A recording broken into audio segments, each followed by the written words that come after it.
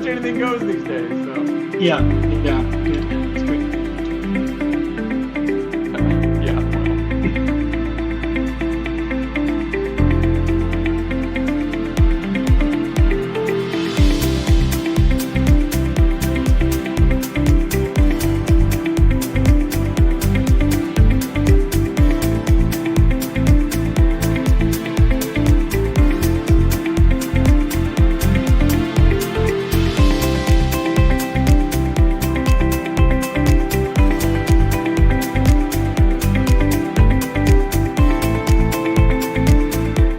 Happy Thursday. Welcome to the latest episode of Bold Leaders in Learning. I'm your host, Brandon Busteed, Chief Partnership Officer and Global Head of Learn, Work, Innovation at Kaplan. Wishing you all belated happy 4th of July. I've got my red, white, and blue shirt on today in honor of the holiday and all the fireworks that have been going off, it seems like all week. So we're going to try and continue that theme today with our guest, Ben Wildavsky.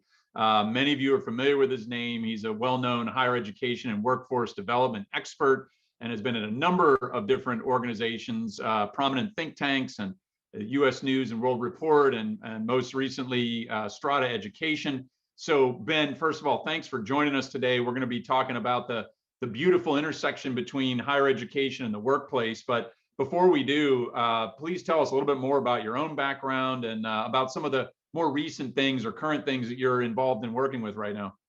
Sure. Well, thank you very much, Brandon, and thank you very much for hosting me.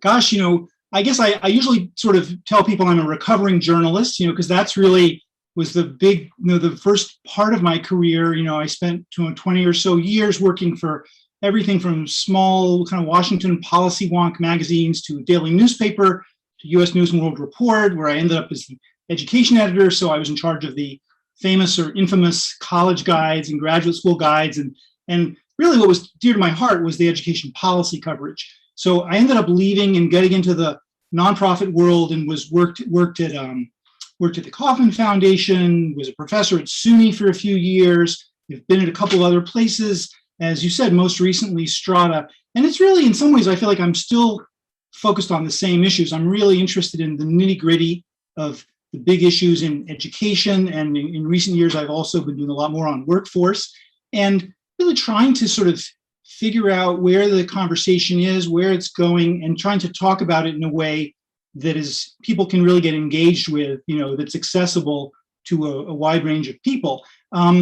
So to your question, on some of the recent stuff, I'll just give you a few examples of, I was very fortunate, at Strada. Strada, as you know, is a large, nonprofit, very focused on the mission of trying to improve pathways between education and the workforce, and does that in a number of different ways. I was really involved in sort of Strada's thought leadership, and I got to be a host of a podcast. Not quite not on a video show like yours, but that was a lot of fun. We had a lot of different guests from campus, university leaders, business leaders, system challengers.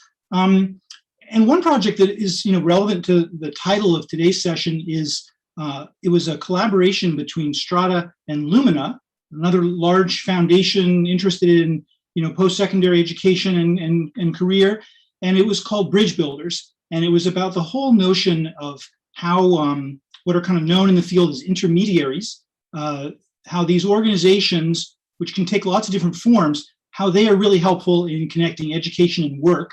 So that was a big project, and then we did things like another partnership with Deloitte. It was about the hybrid campus. So it was all about the question of what happens with all of these kind of ad hoc changes that had to be made during COVID. They were incredibly disruptive, not always implemented very well because it was a crisis. People were going to school online, but really trying to think through like what could happen next. And maybe there could be a silver lining to some of those, emergency changes. Maybe it could turn into something that makes education better.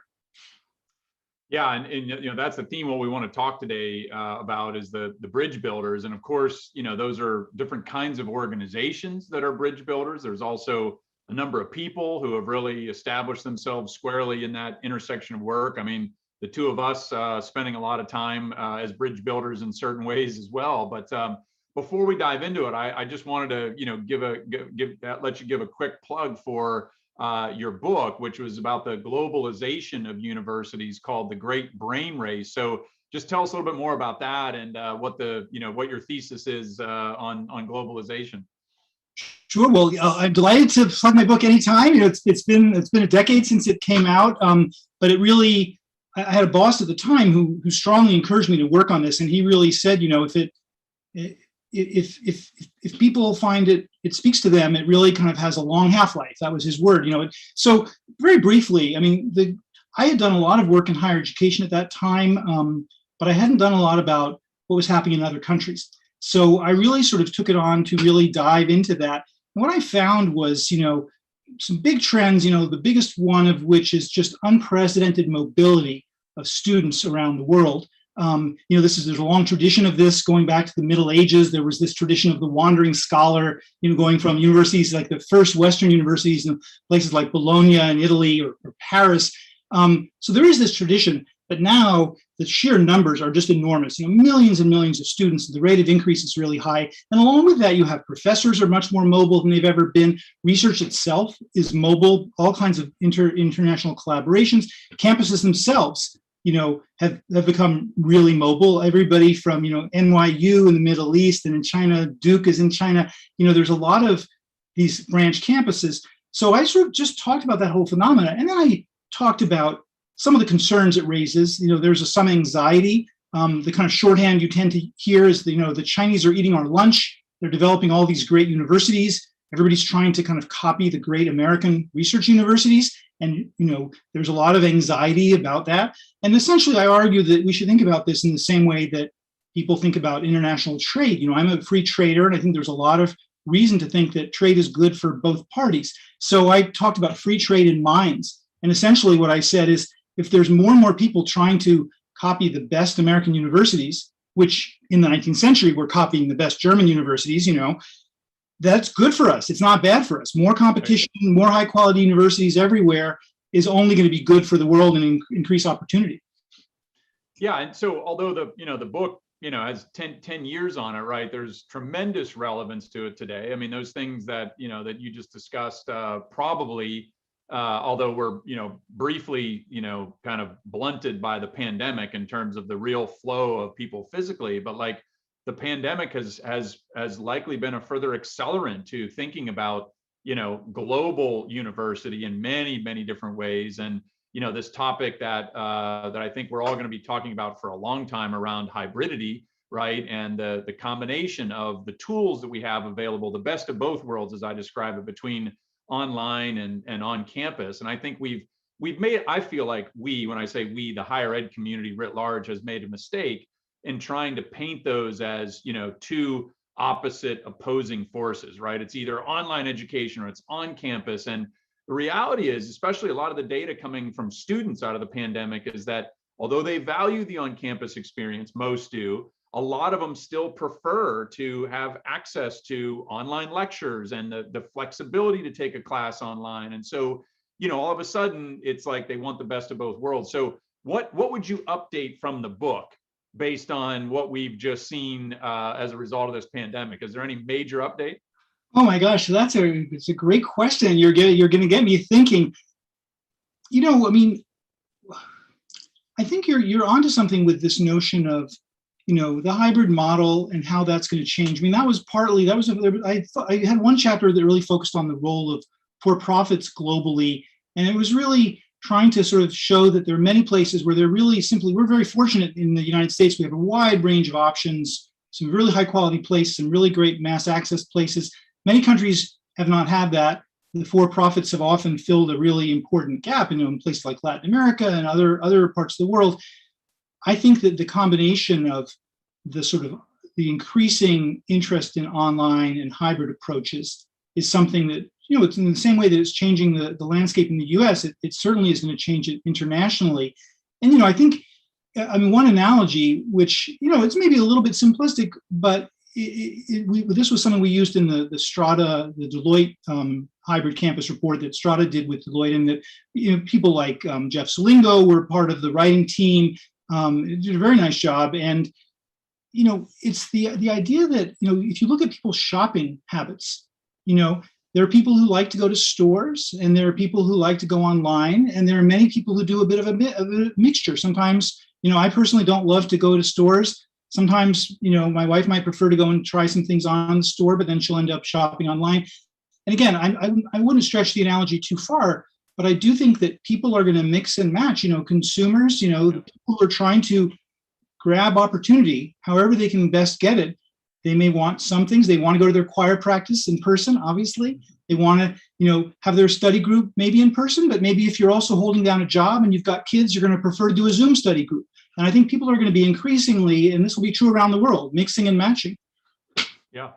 Yeah, I think I buy that, and certainly seeing lots of examples of it, and on the topic of getting back to the bridge builders, right? One of the things that I think is, in one respect, this is not new, right? The topic of university or education organizations partnering or working with employers in some fashion, there's been examples of this for decades, right? So in some ways it's not new, but it feels new, right? The growth in the what's being called the education as a benefits movement, and seeing some really high profile maneuvers like the Google tech certificates. And I feel like there's some newness to it.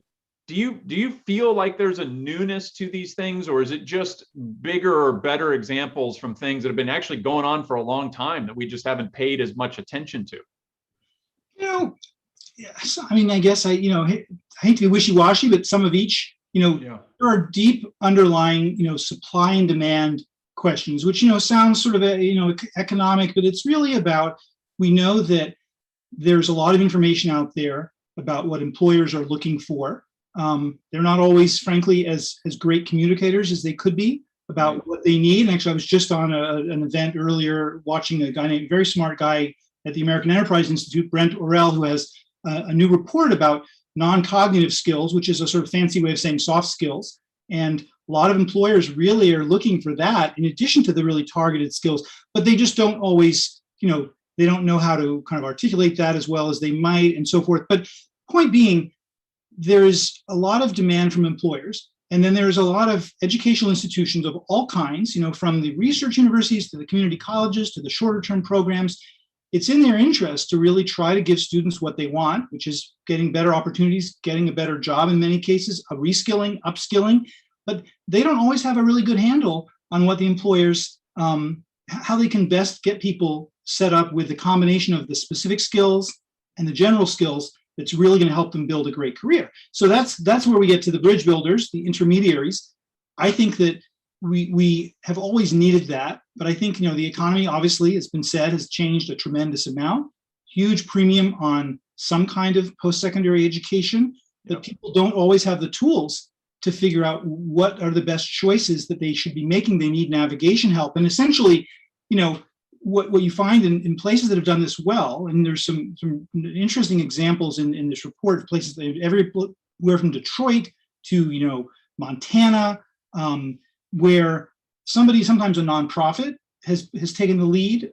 Chambers of commerce are often quite effective at this, but they're sort of getting people, either literally or metaphorically, to sit around the table and talk to each other and figure out how can the people who are doing education and training provide what's needed, but also how can employers learn to be realistic? The big rap on employers is they want the person to walk in the door tomorrow morning with a very narrow skill that they need right now. And that there's a strong argument.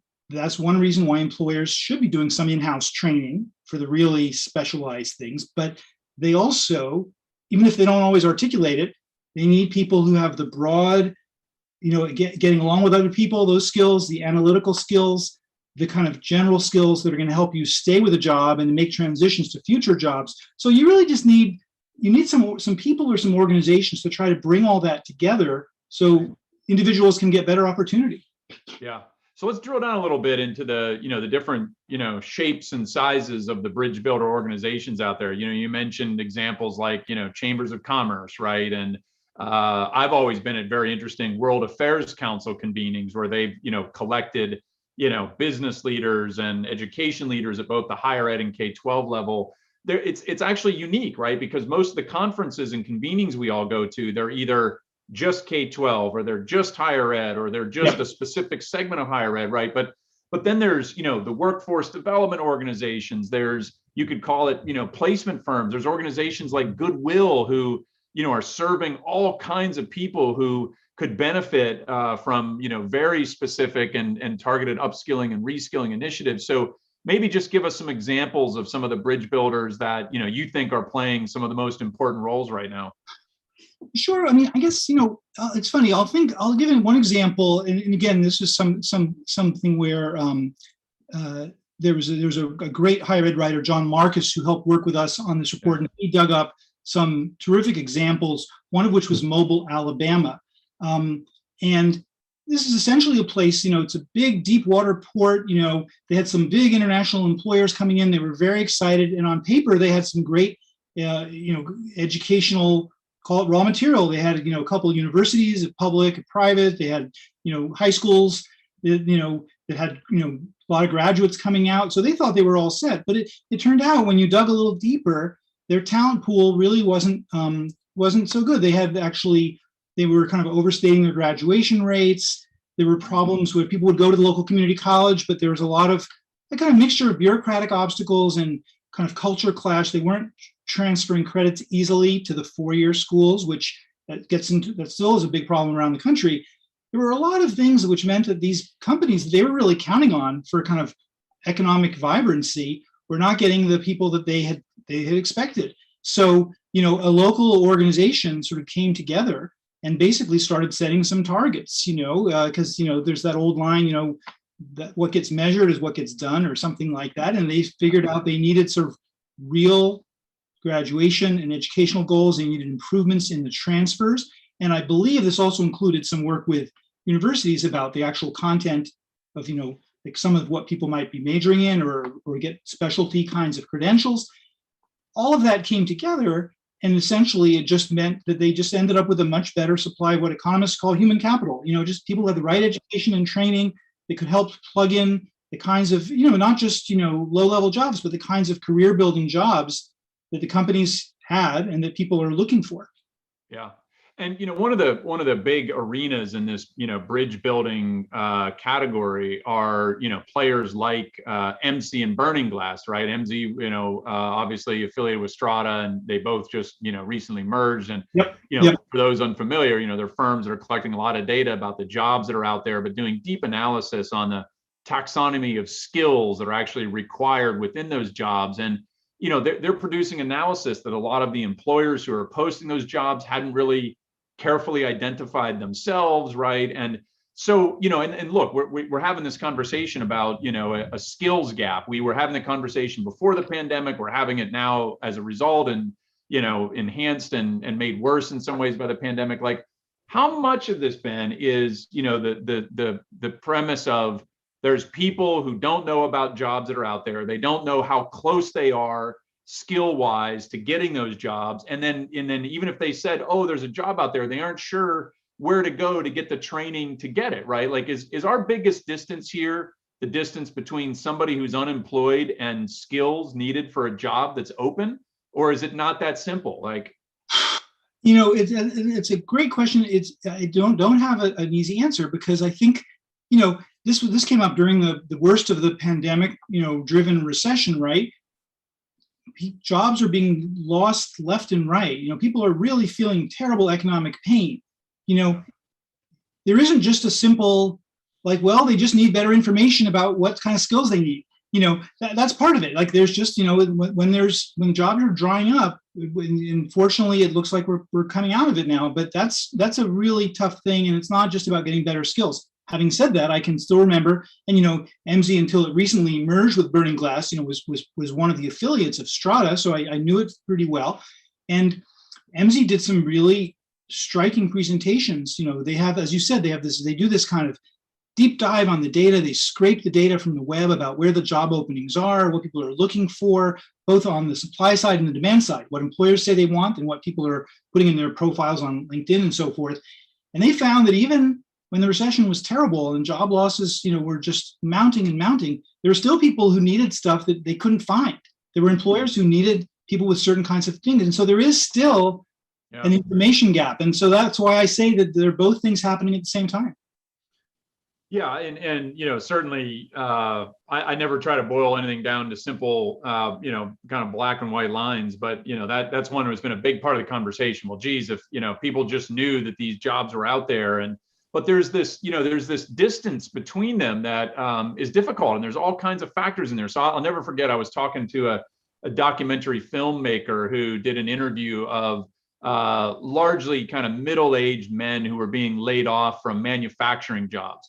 And she was doing these on-camera videos, and she was interviewing, several folks, and most of these folks were, in mid-50s and had worked in the jobs that they were in for their whole lives. And so she was asking the question, like, okay, well, what are you going to do now, right? And like, are you going to go back and maybe go to community college or try and get a degree or get trained in something else? And a series of open-ended questions. And she was just demoralized by how many of them said, I'm not going to go to work anymore, right? Like, if I can't do this, I'm not going to do anything else. So it was this story of like, nothing else is for me. I'm not going to make the effort to go do that. I'd rather just throw in the towel, and I mean, so, I'm not suggesting that that's, widespread, but like the reality is there could be a great job down the street, right? A 12-week training program that could get you that job, but somebody's still got to, see it to be it. They've got to think of themselves like, oh, I'm capable of going back and learning or getting retrained. And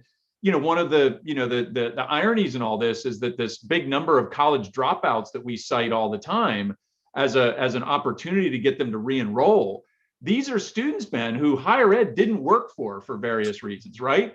Either life happened to them, or they had a crappy experience, or it wasn't the way they like to learn. So I think we forget about that too. There's a lot of human factors in here that even if we've got the best programs, there's a motivational, behavioral support system that's just incredibly complex and important. Yeah, no, you're so right. I mean, this is something that, people, as used to think of, there's whatever the number is, 37 million people with some college, no degree. Many of them have really had this really tough situation that we talk about as the worst of both worlds, where they didn't get a credential and they're saddled with student debt. But so they're not the low-hanging fruit that people might imagine. On the other hand, I will say I'm still an optimist about this. I mean, I feel like it's a very, very large population. And yeah, maybe education didn't work for them the first time, but there have been changes. There are different kinds of things they could be trying. I just talked to somebody recently at a place called the Graduate Network, which is based in Philadelphia, and they're working with a lot of different schools. And it's like, if you figure out you've got adult learners who have all kinds of, it's a real juggling act. They're working and they're kids, and they have certain time constraints. And, it's like some people may turn their nose down or turn their nose up at, online in some contexts. But if you're looking for when can I go to class and watch the asynchronous videos and do my homework, between 10 and midnight every night, like those are people who maybe 30 years ago or 20 years ago that wasn't so easy, but now it's getting easier. So that's why I'd like to say I think there's still reason for optimism. Yeah. The expansion of new opportunities, more flexible opportunities, right? And the growth of those, is a real opportunity. And it's interesting because, you think of the growth of the ASUs and the WGUs and the SNUs and Purdue Global, and there are very large scale growth universities out there. And what's interesting is, like, so for example, I'll go back to my Gallup days.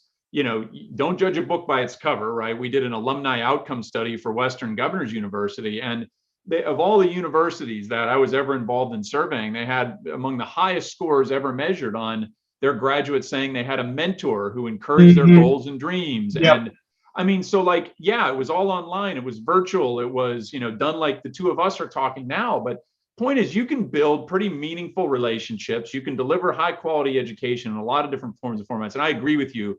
We've never been in a better place in terms of the visibility of that, the acceptance of those things, and just the sheer number of options for people. So, one of the things I wanted to, get your take on, I spent a lot of time working with employers in various, projects that Kaplan does serving employers. We certainly do a lot of work with higher ed institutions, serving higher ed institutions, and we're seeing lots of opportunities of connections between the two, right? A classic bridge builder scenario. But one of the things that continues to surprise me is that most of the employer-university relationships that I stumble upon or hear about they were ad hoc. They weren't strategic. So I'll give you an example, right? An alum from a university who was in a VP role at a company just decided to start an internship with his or her alma mater. It wasn't a strategic decision by, the company nor the university, right? It was kind of an ad hoc happenstance type of thing.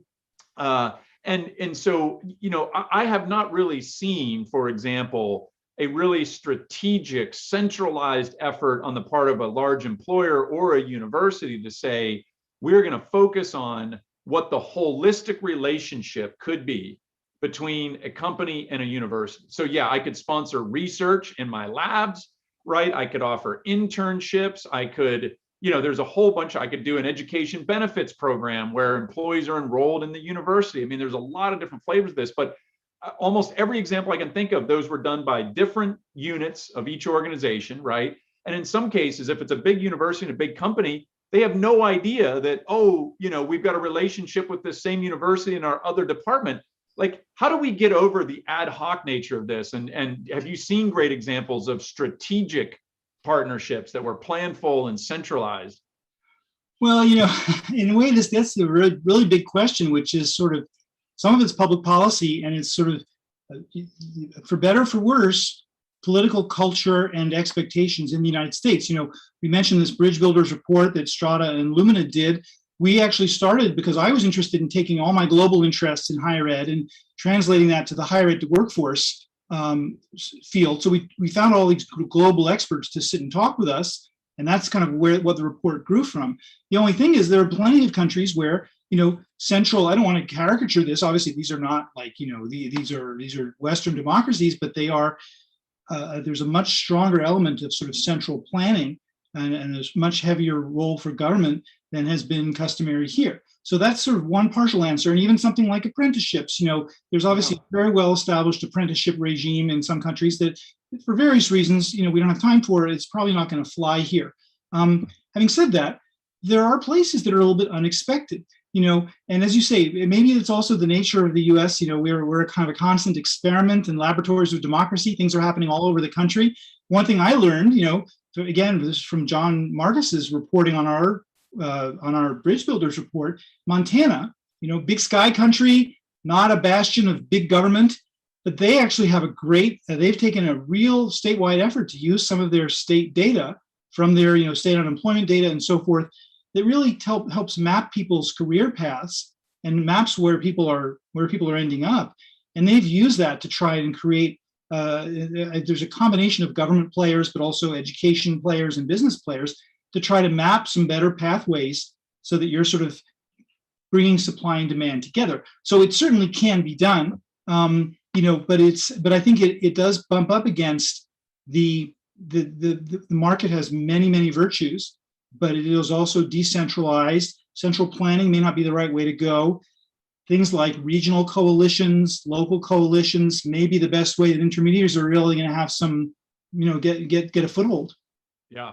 Yeah. And I think, great. There are good examples out there. And I'm glad you pointed out Montana. We work closely with Seth Bodner and University of Montana, and they are, as a university, tapped into a lot of the state level work that's going on and thinking about workforce development, even as a flagship liberal arts institution. They're very focused on work readiness, not just for their students, but as a key kind of leader with the state. So one of the other challenges I've seen in this employer to higher ed world is that, back to this, why is it not more strategic? Usually what happens is, people who are involved in this have very limited understanding of the various capabilities that a university has. Okay. And on the other side, employers, you kind of mentioned this before, they have less of a clear idea of what they really need than what you think, right? You think they'd come and say, we need 52 more engineers in this program by next, it's not quite that clear cut. But, I was surprised. An example that we were involved in, a large defense contracting firm that wanted to get people through a cybersecurity designation. They called on Kaplan, knowing about our test prep, exam prep prowess. And we didn't have an offering for what they were looking for, but we said, hey, look, we could probably develop something. And anyway, our teams knew a lot about the programs that were available at Purdue Global, right? Because we have intimate knowledge of the full academic set of offerings there. And So we reached out to Purdue Global and said, hey, could you help with this? Well, they identified in the curriculum parts of their cybersecurity bachelor's degree that would be targeted towards this particular cybersecurity exam, took a piece of the degree into a condensed program aimed at getting through this exam. And it's been a hugely successful effort. So here, it's a simple point. The typical company would not have an idea that there was that type of an asset available at Purdue. Even if they did, they would be like, oh, but it's a degree and we don't need a degree program. Mm-hmm. But it was the piece of a degree that became very valuable to this organization. And so it's having deeper knowledge of the various capabilities on both sides. And the only way I think we get there is people who, if their job at the university or at the employer is to build these kinds of partnerships, to get deep in understanding some of the nuances. When you do, there's actually a lot of what I'll call low-hanging fruit in terms of opportunities. But otherwise you would have said, oh, I've got a cybersecurity bachelor's degree, and the other would have said, no, I don't need that, right? But the piece of it actually worked. So. No, I think you're quite right. I mean, look, there's issues. There's insularity, whatever you want to call it, sometimes at employers, but also at universities. We haven't even gotten to there is a certain resistance to, the things that many students are there for, and of course, I very much believe you can combine practicality with liberal arts and so forth, but universities have to recognize that it's an opportunity, and ditto with employers. Yeah, definitely. Well, and I keep pushing university. Think about it. I go back to my favorite course ever on leadership. It was a course I took as an undergrad about Shakespeare. And I keep saying, the liberal arts can go on offense here, right? If you took that course out of the degree program at Duke University and made it an offering for exec ed, it would be one of the most popular leadership courses in the world. But right now, it's contained inside of a bachelor's degree. So there's opportunities for the liberal arts in this to take that out into the corporate world. And anyway, we as I told you, the 30 minutes goes fast, Ben. We've hit our mark. This was a great conversation. I feel like we should have a part 2, but we'll look forward to talking to you more. Thanks so much for joining the show today. And thanks everybody for tuning into us as well. We'll look forward to catching you next Thursday. Thank you, Brandon. Really enjoyed it.